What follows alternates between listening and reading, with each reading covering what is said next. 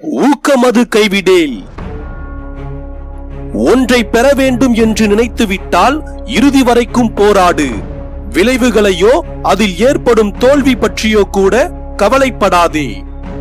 அன்பை வெளிப்படுத்த யோசிக்காதே. கோபத்தை வெளிப்படுத்தும் முன் யோசிக்க மறந்துவிடாதே. நம்மை நாம் கேள்வி கேட்காத வரை நம் தவறுகளை நாம் உணரப்போவதே இல்லை. பணம் உன்னிடத்தில் இருந்தால் வழிபோக்கனும் உனக்கு சொந்தமாவான். அது உன்னிடத்தில் இல்லையெனில் சொந்தக்காரனும் உனக்கு வழிபோக்கனாக மாறுவான். இறக்கும் போது நமக்கு வேண்டாதவரையும் பார்க்க விரும்புகின்றோம்.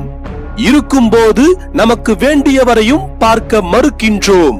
இது ஒவ்வொருவரின் வாழ்விலும் யதார்த்தம். உங்களுடைய சிறிய செலவுகளை குறையுங்கள். காரணம், எவ்வளவு பெரிய கப்பலையும் சிறிய ஓட்டை மூழ்கடித்து விடும்.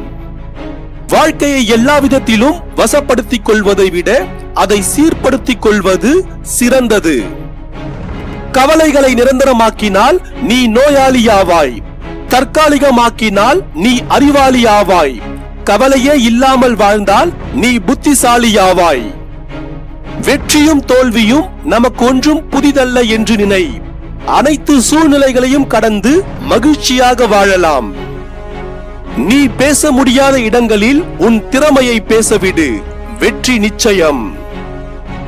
விட்டு கொடுத்து போகிறவர்களை கோழைகள் என்றும், வைராக்கியமாய் இருப்பவர்களை திமிர் பிடித்தவர்கள் என்றும் பட்டம் கொடுக்கும் உலகம் இது. எப்படி வாழ்ந்தாலும் விமர்சனங்கள் நிச்சயம். உனக்கு பிடித்த வாழ்வை நீ வாழ். நன்றிகள்.